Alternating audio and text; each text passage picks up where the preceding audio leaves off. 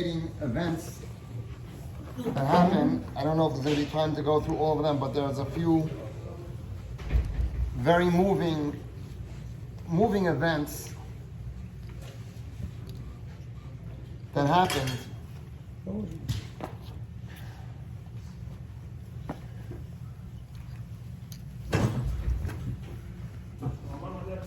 Tanu Rabbanan. There was a story at the time that the Romans were taking over and making a siege on Yerushalayim. And when they broke through and they started the war, some terrible events happened. The Gemara goes through a few of these events. There's many of them. And we're going to talk about some of the very moving events that happened. Bnei Zion ha'ikarim, ha'misulaim b'paz. They used to, before they captured, the Jewish people were very beautiful people. And they used to take them, they used to take a form of them and put it by their wife, so the wife should look when they had intimate relations, in order that their children should come out beautiful, so the wife should look at the form of the Jewish. But from the time that they started to take the Jews in captivity, they used to do terrible things. They would take the children of Bnei Yisrael and they would tie them up on their bed posts. And one person told his friend, this is what it says in the pasuk, Gam kol chole v'chol makar asher lo katuv b'sefer haTorah hazot. Even the curses that are not written in the Torah will happen, and this is what it refers to. Amakama machitna midufta plan. How far are we from there? Amalei anigra pusta v'alda amalei. Rabbi Yehuda mashmul mishum Rabbi Shimon ben Gamliel. What does it mean when it says in the pasuk, Eini olala lenafshi mikol benot irim arba me'ot batei kanesiot? There were 400 batei kanesiot in the krach of BETH. Each one of these had 400 teachers. And each one of them, and each one of the 400 teachers had 400 students. And when the enemy came in, and they pierced them with their spears. And they wrapped them up in the very books that they were learning in, and they set them up on fire. There's a fascinating story, Tanu Rabbanan. There was a story with Rabbi Yeshua ben Chanina. He went to one big city in Rome.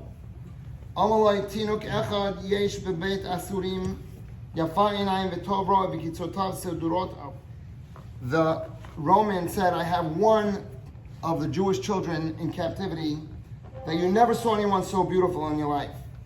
His curls set up to be beautiful. He went to see this Jewish child at the door of the jail. Omar,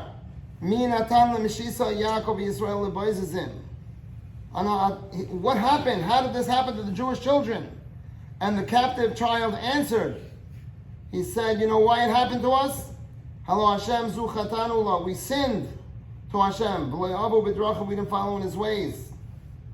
And we didn't listen to His Torah.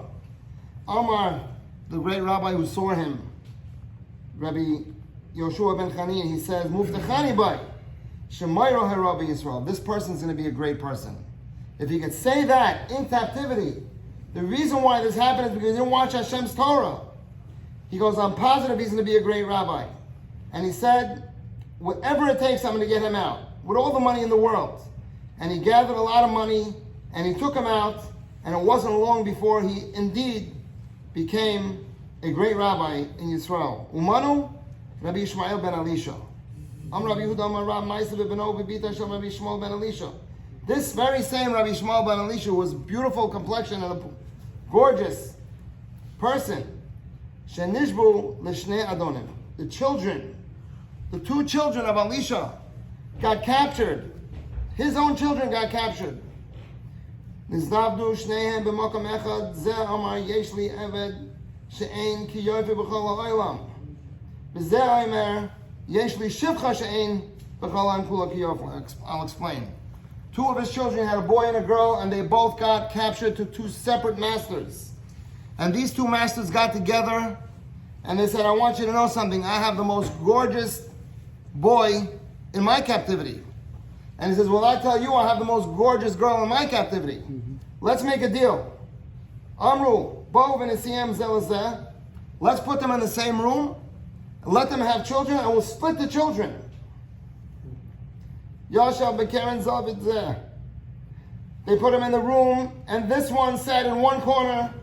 V'zu yashval b'keren zavidzeh, and the other one sat in the other corner. Omer ani kohen ben kohanim gedolim. The boy said to himself, I am a son of a kohen who is the children of kohanim gedolim. Eso shivcha. He obviously didn't know it was his own sister. He says, I'm going to marry a slave? I won't do it. V'zot omeret, and she sat in her corner. Ani kohenet. I'm a kohenet bat kohanim gedolim. I'm the daughter of kohanim gedolim. And not saying la'eved, I'm going to marry a slave? Ubachu kol halayla, and they both cried all night. Kivan shal amud shachar. And when it came the morning time, Hakiru Zeba said, they recognized each other. And they fell on each other's shoulders. V'gau b'bchia, and they couldn't control themselves, and they cried until their neshama left them. V'alein konin Yirmiyah al eila ani bochia. Eini yardamayim. And this is what he says I'm crying about. The holiness of these people. They would sit in a corner and they would sanctify themselves. I'm a Jew. I'm a Kohen. I won't go and defile myself. And you can imagine, together in the same room all night, and they wouldn't touch each other. The sacrifice was unimaginable, but they said, I'm going to hold my sanctity.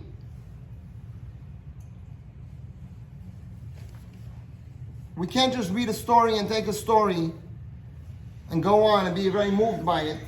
It's not enough. We have to learn from what they did.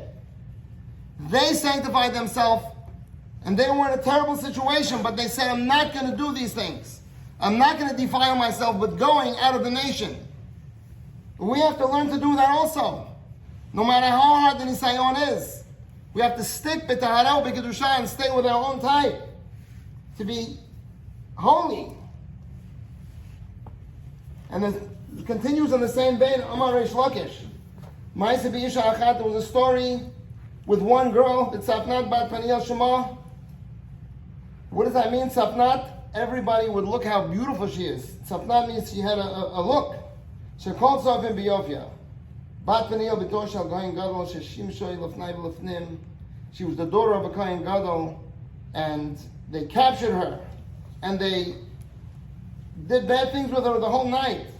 And the next day they put 7 garments on top of her after they defiled her. And they took her out to the marketplace to sell her.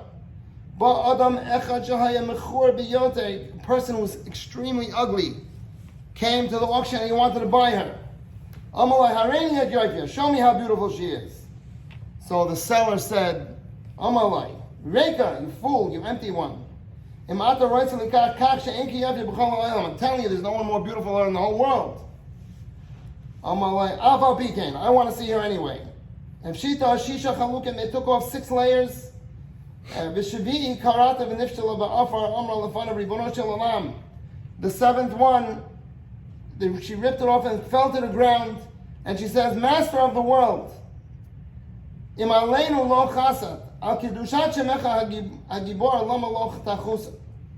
you don't have mercy on us, have mercy on your holy name. I'm a holy person. I'm a daughter of Kohanim Gedolim.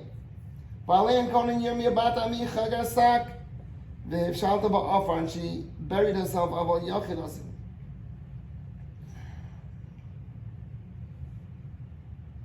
I'll tell you one more story. Maybe the rabbi will. There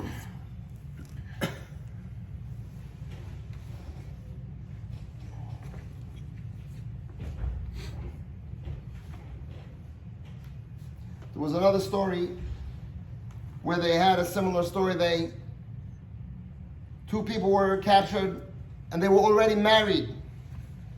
And they were in the same room, and they only had one bed to sleep on. They were married. And the wife goes over to the husband and says, please don't touch me, because I don't have a ketubah yet. Marriage was a good marriage.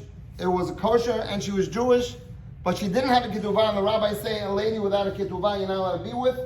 That is what the rabbi set up. And she said, if that's the case, don't touch me. And they lived like that all their life. The Gemara goes through the details. And when they died, they said a hesped on them. They said, this person sacrificed more than Yosef HaTzadik. Yosef HaTzadik had a tremendous nisayon when he saw Eshes Potiphar. But Yosef HaTzadik had a one-time nisayon.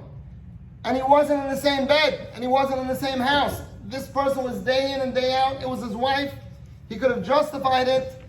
And it was in the same bed. And he says, we're not going to do something against even what the rabbi said. I'm going to end off with one moving, tremendous story. What these times it says,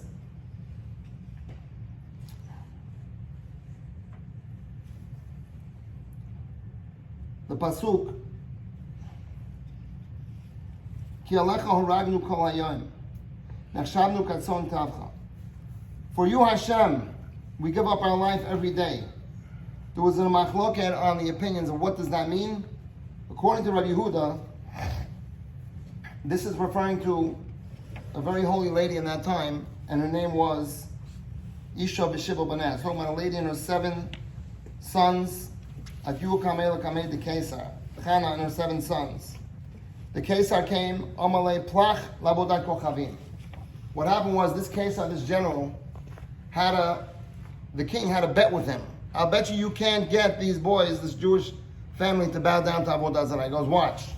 He goes over and he tells the oldest son, bow down to the idol. He says, I will not do it. It says in the Torah, Anochi Hashem Elokecha. He took him out and he killed him. He went to the second one, bow down. He says, I will not do it. He brought a different pasuk. Lo yeh lachem elohim achirim al panai. He took him out and he killed him. He went to the third one. And he says, I will not do it. Zovech Elohim Yehoram. He went to the fourth one.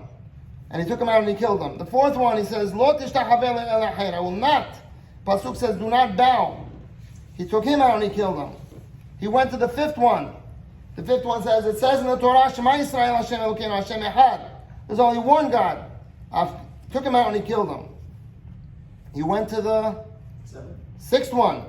וידעת היום והשיבות האלה לבביך כי השם הוא אלוקים. בשמיים ממעל והארץ מתחת אין עוד. הפקו וכדור, they took him out and killed him. הגיעו לאידך אמרו לפלח לעבוד על כוכבים. אמר לו, הכתוב בתורה says, את השם האמרת, והשם המירך היום. I already swore to Hashem that He is my God, and I will not go back on my swear. Amalei Kesar, the Kesar said, this is going to be very embarrassing for me. So far, all 6 I lost, and the 7th one I'm going to lose also. He goes, you know what? At least, he put his ring on the floor. He goes, he's a little kid. He said, at least bend down and pick up the ring so it should look like you bowed down. He should bend down and pick it up. He said to him,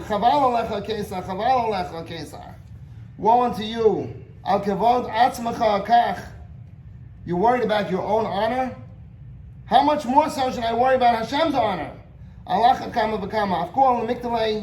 They took him out to kill him, and the mother said,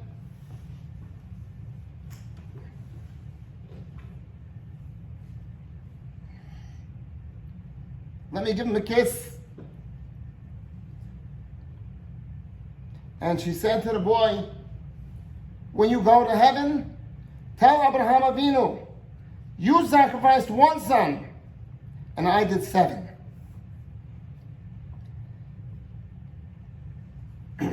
At that time, a voice from the heaven came out and said, Em habanim zemachad. Lucky the mother was happy. Is this a happy mother? She just lost 7 children. She is proud of her children because each and every one of them sacrificed for Kiddush Hashem. This is what we aspire to do in this world. It's not about your pleasures. It's not about how am I going to play with my kids. It's about bringing up your kids to be the ultimate sacrifice. You can imagine the joy that she has. Ema banim semacha.